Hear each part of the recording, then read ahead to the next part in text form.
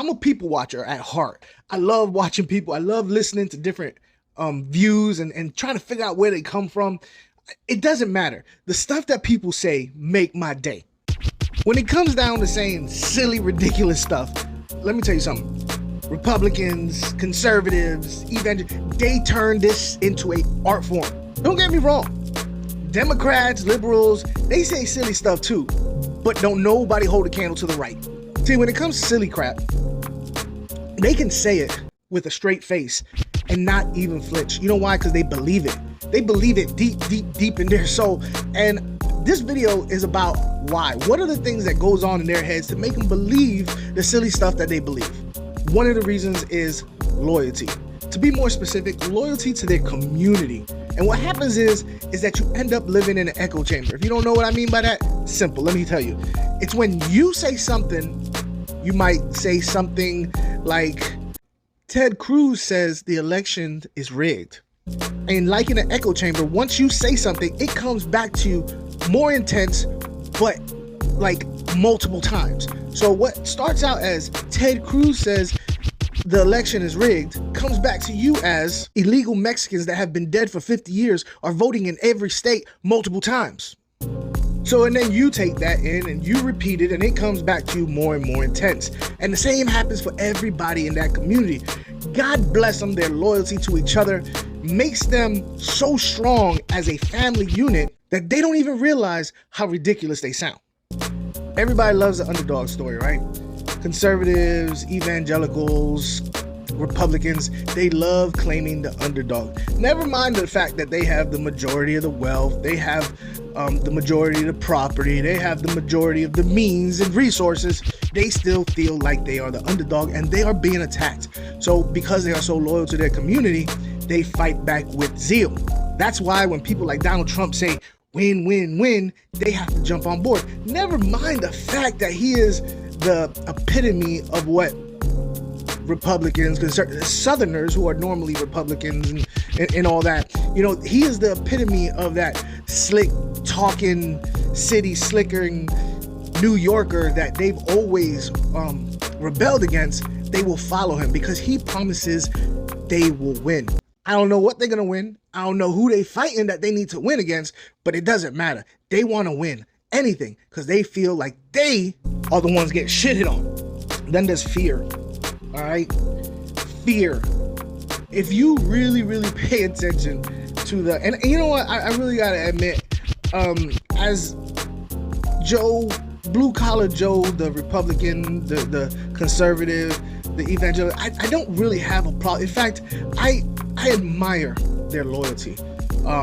Never mind that they might think that the stuff they say is ridiculous. They're going to be loyal. I admire that. What I have a problem with is their politicians. Okay? Their politicians also admire their loyalty. Their politicians rely on their loyalty. Their politicians abuse their loyalty. And what their politicians do is put fear. They're coming for you. They're coming for your jobs. They're coming for your home. They're coming for your women. They're going to take what you got. You are going to be them. You are going to be the one that's a second-class citizen.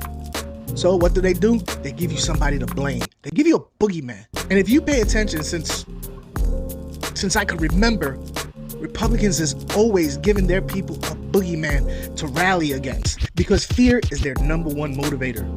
All right, let's be serious. There is some entitlement that goes along with the mentality of these MAGA people. MAGA people, when I talk about these people, it's the MAGAs, okay? The MAGAs, the QAnons. They're the same people in my personal opinion. Yeah, they might have some differences, but their workings of their inner brain is the same.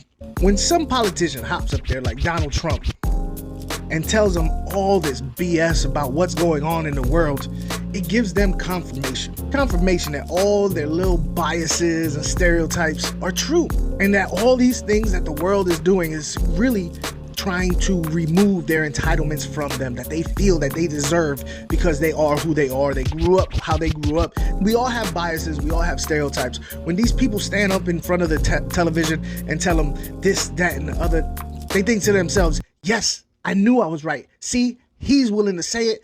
That's my guy.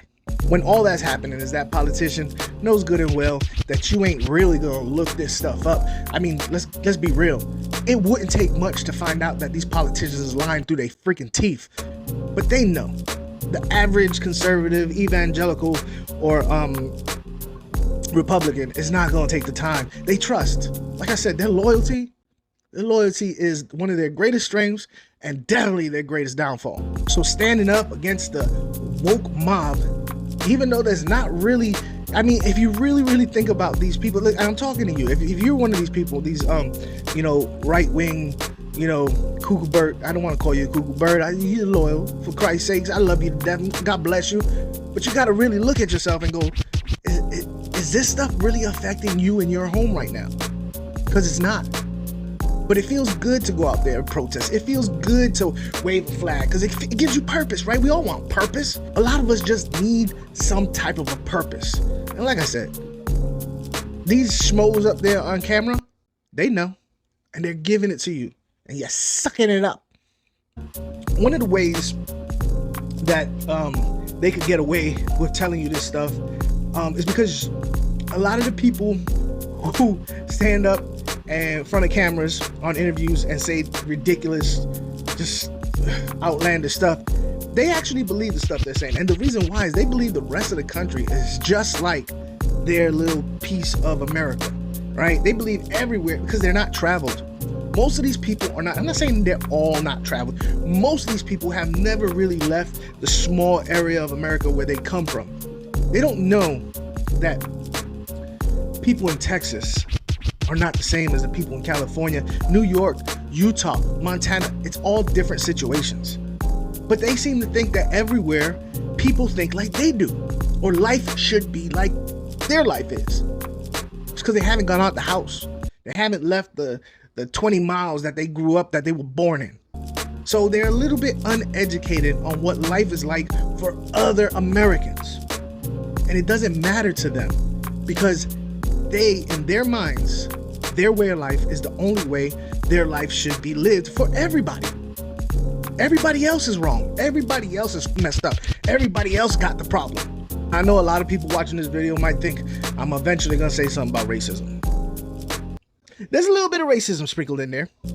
Not necessarily like kill that darky. No, I'm not necessarily saying that, but there is some stereotypes and some biases that a lot of these politicians use to feed off of, and they actually grow it, within you.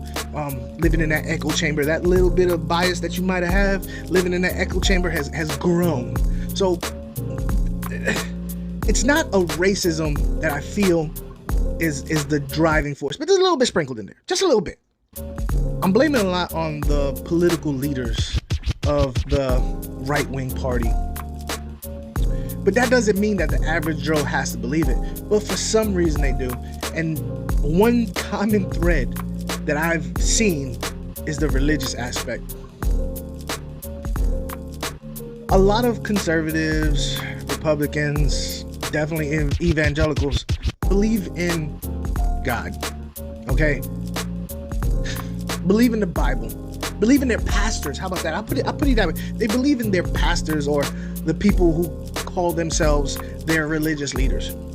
They're already accustomed to having faith, to believing in stuff that they cannot prove, to believing in stuff that don't exist, to believing in stuff that they can't see or quantify. So it's not that much of a stretch for them to believe that liberals have a pedophile, child-eating cabal underneath the pizza parlor. Which makes me think, what came first? Did the deed come first and then the eating of the children? Because if so, ill. Or did the eating of the children then the deed? Because then, ill. I know I'm coming pretty hard at the conservatives and the right wings, but I would do it against the Democrats, but they're just not that funny.